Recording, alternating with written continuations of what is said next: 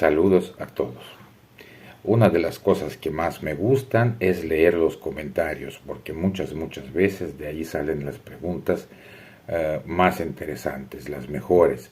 Y precisamente uno de ustedes, estimados suscriptores, después de la entrevista con nuestra famosa Olga Ternovska, me dejó una que me pareció muy interesante. ¿Qué diferencia hay entre el carácter o la personalidad de los bielorrusos y los ucranianos? Es una pregunta excelente, porque detrás de ella no solo hay cultura, sino también siglos de historia. Así que vamos a responderla basándonos en los hechos históricos, etnográficos, antropológicos.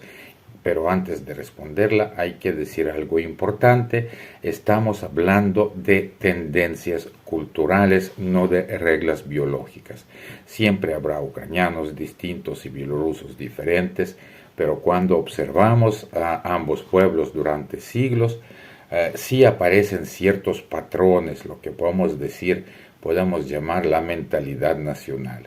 Y antes de hablar de las diferencias hay que mencionar algo importante. Todo lo que bielorrusos y ucranianos tienen en común. Ambos compartimos una misma tradición cultural y espiritual. Nuestras lenguas eran la misma lengua hasta el siglo XIII. Hasta ahora conservan una enorme cantidad de palabras, expresiones, estructuras gramaticales comunes.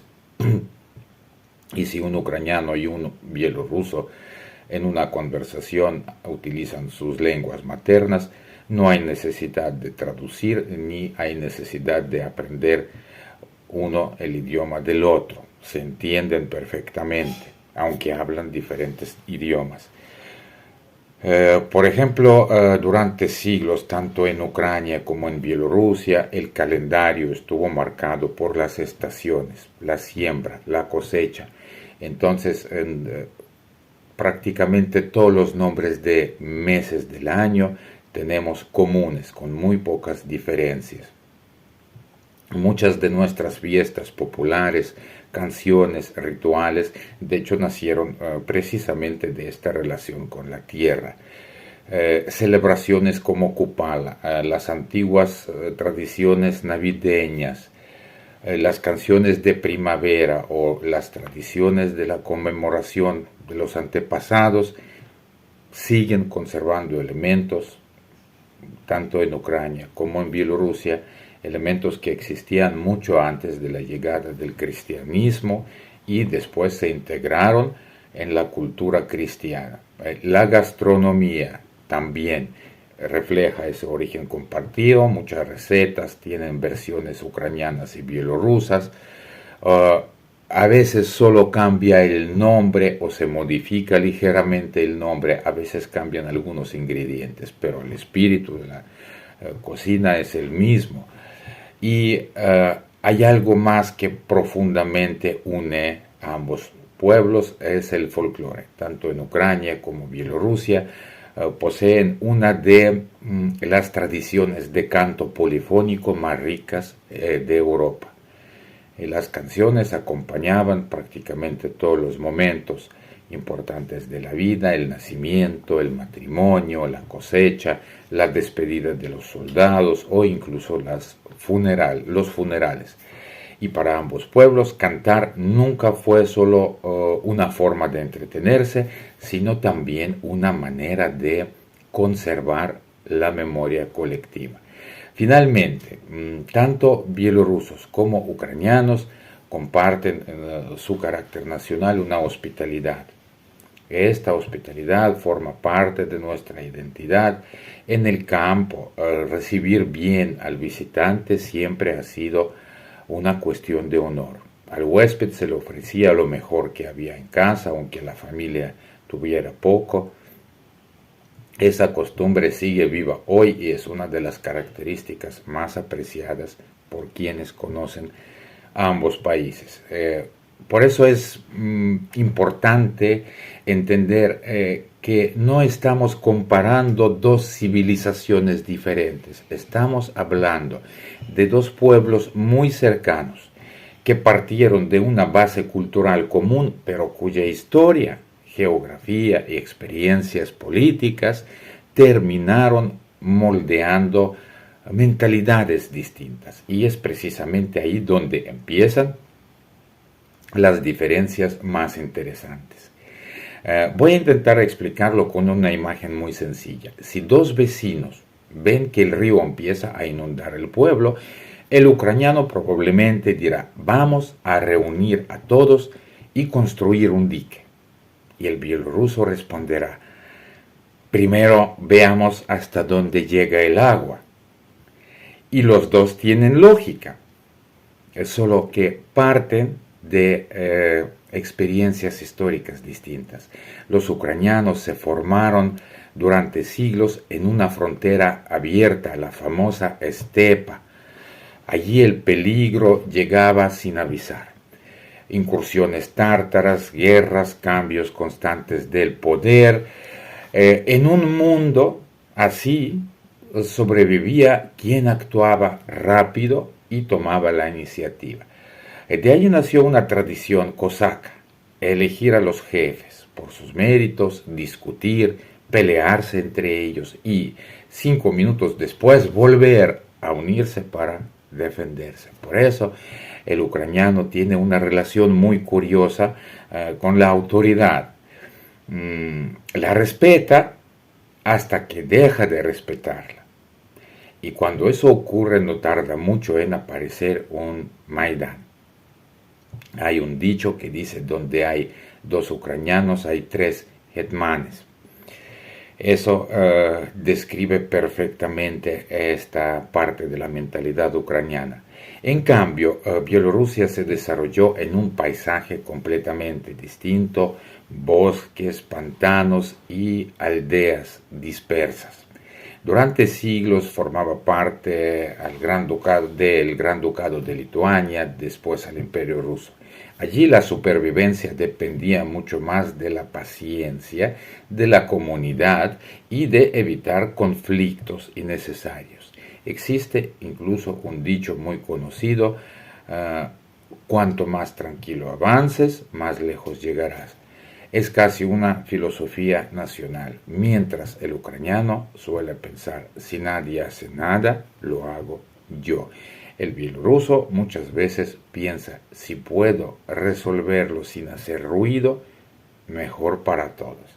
No es cobardía, es una estrategia de supervivencia aprendida durante generaciones. Hay una diferencia que también se refleja en la forma tradicional de hacer la guerra.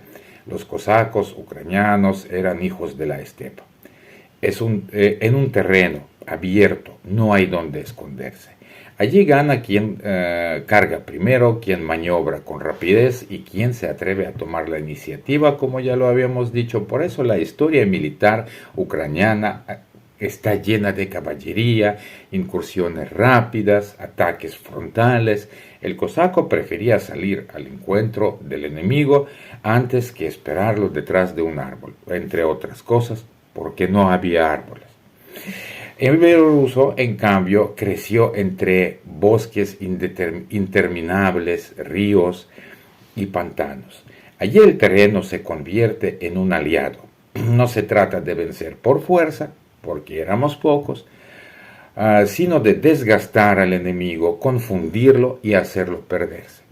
Por eso no es casualidad que Bielorrusia tenga una de las tradiciones guerrilleras más fuertes de Europa.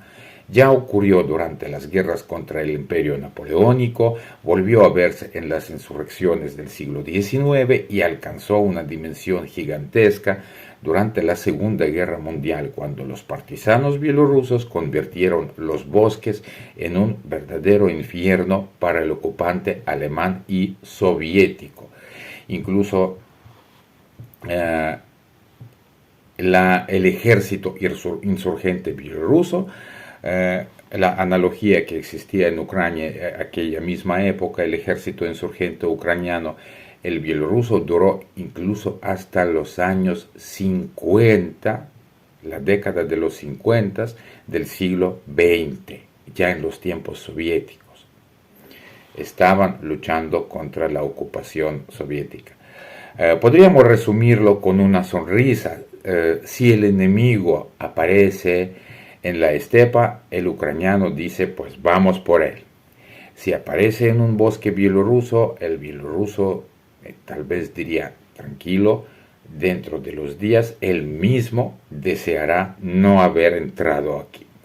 No porque uno sea más valiente que el otro, ambos lo son. La diferencia está en que cada pueblo aprendió durante siglos a sacar el máximo partido del paisaje en el que vivía. Hay otra diferencia interesante, muy interesante. Los historiadores llevan tiempo observando que Ucrania desarrolló una cultura mucho más horizontal. En las comunidades cosacas, las decisiones importantes se discutían colectivamente. El jefe podía ser elegido y también destituido. Por eso al ucraniano le encanta debatir, a veces incluso demasiado. Si reúnes a 10 ucranianos, probablemente tendrás 11 opiniones. En cambio, los bielorrusos suelen buscar primero el consenso. No significa que todos piensen igual, significa que prefieren evitar el conflicto abierto mientras sea posible. Y eso también se nota en el humor. El humor ucraniano es más ruidoso, más teatral, más burlón, disfruta exagerando las situaciones. El humor bielorruso es mucho más seco. A veces ni siquiera sabes si la persona está bromeando. Hasta 5 segundos después. Y entonces entiendes el chiste.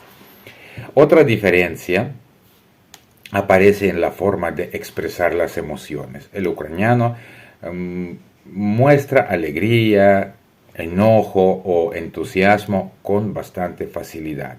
El bielorruso normalmente se guarda mucho más lo que siente. Pero cuidado, que alguien hable poco no significa que sienta poco. Simplemente aprendió que no todo se dice en voz alta. Y aquí viene algo que mucha gente desconoce. Aunque hoy parezcan diferentes, ambos pueblos proceden de una misma tradición. Las diferencias no nacieron de la genética, las creó la historia, porque la historia moldea el carácter colectivo, no determina a las personas, pero sí influye en la manera en que una sociedad aprende a reaccionar frente al peligro, al poder y a la libertad. Y lo curioso es que cuando ambos trabajamos juntos, normalmente nos complementamos muy bien. Uno empuja el carro, el otro evita que se vuelque. Quizá esa sea la mejor manera de entender a dos pueblos cercanos que la historia llevó por caminos diferentes, pero que todavía comparten mucho más de lo que a veces imaginamos.